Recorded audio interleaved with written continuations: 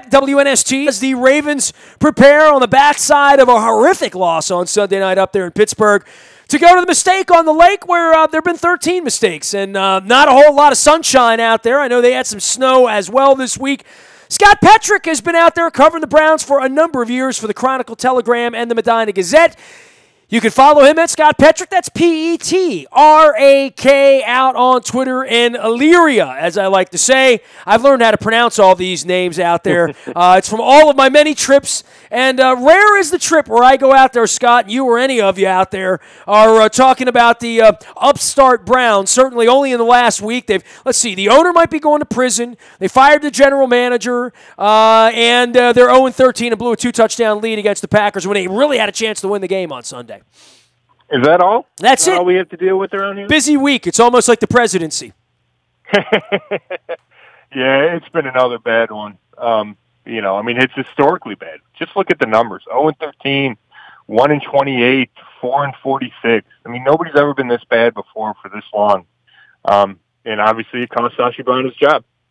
Never 4-46. I mean, look, these numbers are staggering, but I mean, I remember the Aints and the Cardinals and my old Colts, and the Browns went through this 15 years ago when they first got in the league. They had trouble, winning as well. It is staggering at 0-13, and I guess the question would be Hugh Jackson, fire him, right? I mean, he can't win. They've been in all these games. I mean, the craziest part this year, and I don't know much about the 08 Lions. I know Schwartz took over and they started winning a little bit, but usually when you're this bad, there's a lot of 31-3s in there. I mean, I know they were for the Colts back in the day. When they stunk, they stunk. They lost 44-0 routinely. That's not the 2017 Browns story. Yeah, it's not. And I'm a little conflicted on that because, if you look at the numbers against the spread, it's not good. They've been beaten double digits a lot, but it feels like they're in a lot of games, and then the team pulls away. And whether or not that's the team taking the Browns for granted and then turning it on in the second half, I think that's part of it. But I'll tell you this, the guys play hard for Hugh Jackson. And if you're picking a coach, that's high on the list. I don't know if it's number one, number two, but it's high on the list. And the guys have played hard for Hugh for 2 years despite not being rewarded, except once. So I think that speaks well of him. Now, Hugh's had some issues with game management and clock management. You can question his play calling sometimes. You can question his benching of Deshaun Kaiser in the middle of the season. It seemed knee-jerk to me, and I wouldn't have done it if I were him. Now he's committed to Deshaun, for the rest of the season. So there's good and bad with Hugh. I just think it came down to Jimmy Haslam wanted some sense of stability. And when he decided to get rid of Sashi and put the blame on Sashi for the lack of talent, then it gave Hugh kind of a free pass. And by all indications, Hugh's coming back next year. That's what Jimmy Haslam made clear last week when we talked to him. Scott Petrick joining us here from Cleveland. You can follow him out on Twitter. He writes for the Chronicle Telegram and the Medina Gazette, has been covering the Browns forever. And Josh Gordon, difference maker. I think the thing I worry the most about, and I worry about everything when we go to Cleveland because it's never 44-0, even when we're really good and you're really bad. I have a feeling that it'll be cold and gray and empty. And, at some point around 3:20, we'll look up and it'll be a 3-point game or 7-point game or something that feels dangerous. And the Ravens have been behind at the half several times in Cleveland over this ugly period of the last 10 years that, Flacco has never gone in there and thrown 5 touchdown passes and sort of waltzed out of that place. But Gordon would be the wild card for me, given that Jimmy Smith is out and given that the defense, especially on the backside, that if you throw it around enough, that kid looks like a difference maker in the league. Yeah, he for sure is. He's played 2 games, after 3 years. And he looks like a top, 10, 12, 15 receiver in this league. And I think with any kind of routine and a stretch where he's back and in top shape and continuity as a quarterback, he's a top 5 receiver. He's just that physically gifted. So that's got to be job number one for that Ravens defense, is to stop him because he can change a game. He hasn't yet. He's got 7 catches in 2 games for almost, it's like 175 yards, something like that, in 1 touchdown. But he's capable of the 200-yard games. We've seen it from him before. And, if the Ravens can't stop him, then they got a chance to be upset. They really do. Deshaun Kaiser's got the arm to get the ball down the field to Josh Gordon. It's just a matter of him putting it in the right spot. And I'll tell you what, against Green Bay, the Browns didn't get a couple of calls. I thought Gordon got interfered with on the goal line, and Kaiser wound up throwing a pick at the end of the first half. Could have cost him 7 points. There was a play in the third quarter. The cornerback had Gordon's arm pinned. So he had a chance to make some even bigger plays than he had. And then you got Corey Coleman on the other side, who's been a little bit of a disappointment. But you pair them together, and that's something the Ravens have to pay attention to. He is Scott Petrick. He's going to be at the Browns game on Sunday. The Ravens travel out to take on the winless, hapless Browns. So what happens with the new administration? You talk about Sashi Brown being shown out the door. Now Dorsey's going to come in. Boy, every time you and I and these Cleveland people get together, there's somebody new coaching the team or running the team, and there's a new philosophy. But the one constant is the owner, who might be going to prison before this whole thing's over with. Yeah, I mean, we'll see about that. It's, the pilot flying J trial, he continues to say he didn't know anything about the fraud scheme. They paid a giant fine to the government. I think the assumption is that it's not going to reach him. The investigations, the trials aren't going to reach him, but it doesn't look good, and all the details that come out never look good. But yeah, Jimmy, he's been here since 2012, and I think he's on GM number 5, coach number 4. Hugh Jackson would be the first coach since Romeo Crennel in 2008 to see a third season. And that's really staggering. John Harbaugh has been there the whole time, right? Correct. So, as has Tomlin, as has Belichick, as has Marvin. I mean, we just go down the list, right? McCarthy, right? Right. I mean, you talk about the AFC North and why the Browns can't compete. Instability says something. Now, Jimmy's made a ton of bad hires. Ray Farmer was a bad hire. Sashi Brown was a bad hire. John Dorsey at least has a track record in the role that he now has with the Browns. He's been a GM. He won in Kansas City, and that was recently. It was the last 4 years. So I think that gives you hope. And the biggest thing is Sashi Brown couldn't evaluate talent. That was his undoing. And that's what John Dorsey's supposed to be good at. So even if he might not be the best cap guy or his management skills could be questioned, at least you trust that he's going to do a better job picking players. And the Browns have, they might have $100 million in salary cap space, and they have 5 picks in the first 2 rounds. So there's a chance to make a giant jump from that talent perspective that's been so lacking. Hugh Jackson going to survive this? I think he is. And Jimmy he's been adamant that Hugh's coming back. Now, I think the only thing that would derail that is if he and John Dorsey, they spend the next 3 weeks together before the end of the season.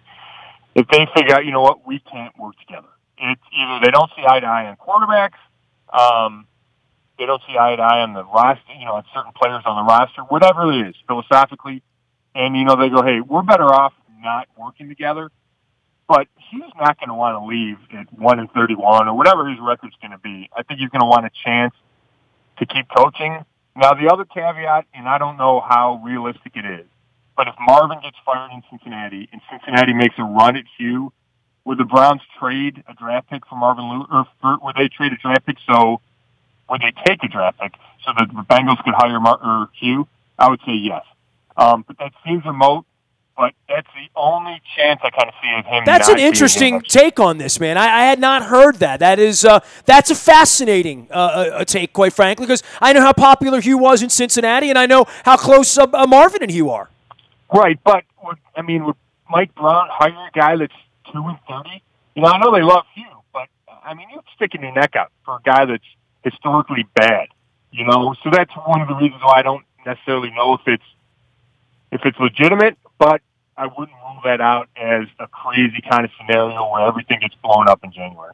Scott Petrick joining us here from the land of Cleve. You can follow him at Scott Petrick. That's Petrak out on Twitter, as well as at the Chronicle Telegram and the Medina Gazette. This portion of our WNST programming brought to you by Box Hill Pizzeria. The best crab cakes up in Harford County can now be shipped anywhere for the holidays. Go to BoxHillPizzeria.com. I really think they should buy BoxHillCrabCakeria.com, but you know how the crab cakes are up there, but I bet you haven't tasted the salad dressing. Make sure you pick up a bottle of that, take it home, see Tommy and Chris, tell them we said hello, tell them I'm down to my last bottle of dressing, so I got to get off at exit 77 up there and get to Abingdon and Box Hill Pizzeria. Also brought to you by our friends at King Discount Liquors, another place I need to get to for the holidays. Lottery, beer, booze, and the best prices in Baltimore. I am in need of some Malbec. I probably could use a few more stouts as well here for the holidays. Get to Rosedale, give the King a ring out on Pulaski Highway. It is King Discount Liquors, one of our great sponsors. We do appreciate all of our WNST sponsors. Make sure you stop in and give them some love as well. Scott, back onto the football field here this week. I'm sure you've watched the Ravens, the Steelers, and the 39-38 game the other night, and where the Steelers are now that the Patriots have fallen down on Monday night, and they're going to face each other after our game on Sunday. The Ravens, in the middle of this thing at 7-6, this becomes literally a knockout game every week for the Ravens. They're going to play 3 playoff games in a row here now, in a chance to get to the playoffs. They had the game locked, stock, and barrel. They had it won. Defensively, you think there's something special. Boy, it's going to be an interesting bounce back because every year we're sweating it out in Cleveland, and I don't expect this to be any different, but I do know that this is an improving football team that we have here in Baltimore.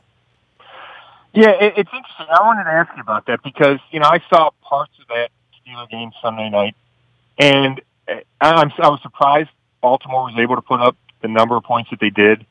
When I've watched them, here and there this year, I see sporadic play. I see hit or miss on offense. I see Joe not looking like the Joe I'm used to seeing.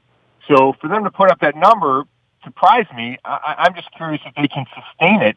Now, they'll have opportunities against the Browns because the Browns' defense is shorthanded. A lot of guys banged up. It's starting to, wear down. Jason McCourty's been asked to do too much as the number 1 corner that he's not capable of doing. However, I wonder if Baltimore can sustain it because the Browns are pretty good against the run.